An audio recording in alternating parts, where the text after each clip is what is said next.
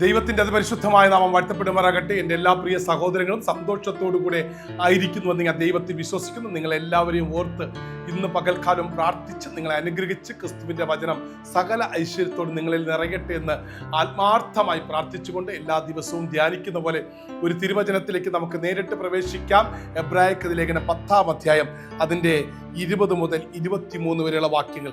അതുകൊണ്ട് സഹോദരന്മാരെ, യേശു തൻ്റെ ദേഹം എന്ന തിരശീലയിൽ കൂടി നമുക്ക് പ്രതിഷ്ഠിച്ച ജീവനുള്ള പുതുവഴിയായി തൻ്റെ രക്തത്താൽ വിശുദ്ധ മന്ദിരത്തിലേക്കുള്ള പ്രവേശനത്തിന് ധൈര്യവും ദൈവാലയത്തിന്മേൽ ഒരു മഹാപുരോഹിതനും നമുക്കുള്ളത് കൊണ്ട് നാം ദുർമനസാക്ഷി നീങ്ങുമാറ് ഹൃദയങ്ങളിൽ തളിക്കപ്പെട്ടവരും ശുദ്ധവെള്ളത്താൽ ശരീരം കഴുകപ്പെട്ടവരുമായി വിശ്വാസത്തിന്റെ പൂർണ്ണ നിശ്ചയം പൂണ്ട് പരമാർത്ഥ ഹൃദയത്തോടെ അടുത്തു ചെല്ലുക. പ്രത്യാശയുടെ സ്വീകാരം നാം മുറുകെ പിടിച്ചുകൊള്ളുക.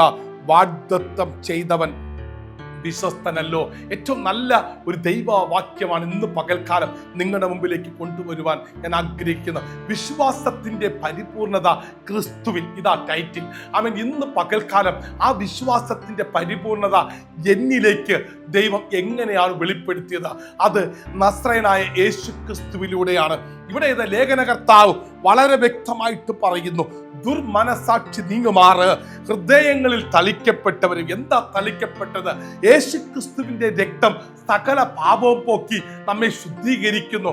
ആ യേശുവിന്റെ രക്തം നമ്മുടെ ദേഹം ദേഹി ആത്മാവിൽ തളിക്കപ്പെട്ടവരും ആമേൻ ഹല്ലേലൂയ ശുദ്ധവെള്ളത്താൽ ശരീരം കഴുകപ്പെട്ടവരുമായി എന്ന് വെച്ചാൽ പരിശുദ്ധാത്മാവിന്റെ നിറവിൽ കഴുകപ്പെട്ടവരുമായി വിശ്വാസത്തിന്റെ പൂർണ്ണ നിശ്ചയം കൈക്കൊണ്ട് പരമാർത്ഥ ഹൃദയത്തോടെ യേശുവിന്റെ സന്നിധിയിലേക്ക് അടുത്തു ചെല്ലുക. ഇവിടെ ഇത് വളരെ വ്യക്തമായിട്ടും ലേഖനകർത്താവ് അണ്ടർലൈൻ ചെയ്ത് പറയുന്നുണ്ട്. യേശുവിന്റെ രക്തത്താൽ നാം തളിക്കപ്പെട്ടവരാണ്. അവന്റെ രക്തത്താൽ നമ്മൾ കവർ ചെയ്യപ്പെട്ടവരാണ്.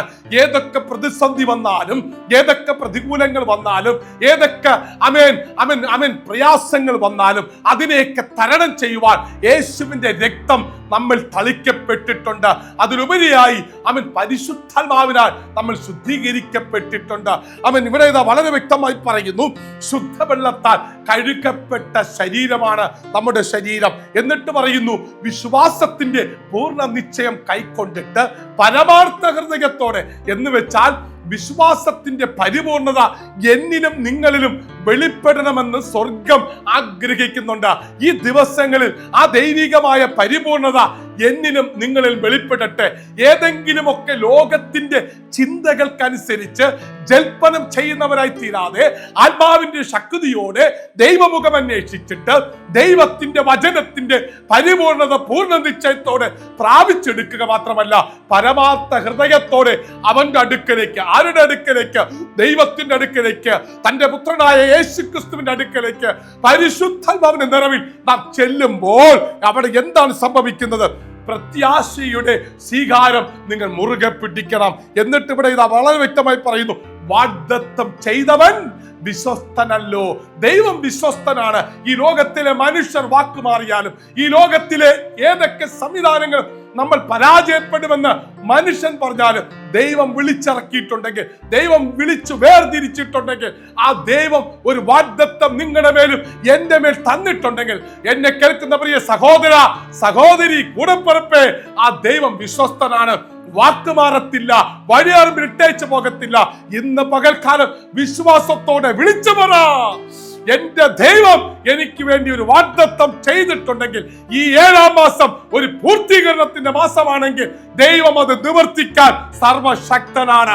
എത്ര പേർ ഇന്ന് പകൽക്കാലം ആ യേശുവിന്റെ രക്തത്താൽ തളിക്കപ്പെട്ടവരായ, ആ യേശുവിന്റെ പരിശുദ്ധാത്മാവിനാൽ നിറയപ്പെട്ടവരായ, കഴുകപ്പെട്ടവരായ, ആ ശുദ്ധ ഹൃദയത്തോടെ പരമാർത്ഥ ഹൃദയത്തോടെ ആ ദൈവസന്നിധിയിലേക്ക് അടുത്തു ചെല്ലുന്നവരാണോ? ഇന്ന് പകൽക്കാലം നിങ്ങൾ പോലും അറിയാത്ത ചില ദൈവപ്രവൃത്തികൾ നിങ്ങളുടെ ജീവിതത്തിൽ സംഭവിക്കുമെന്ന് പറഞ്ഞുകൊണ്ട് നിർത്തുന്നു. May God bless you. Jesus loves you. God bless you.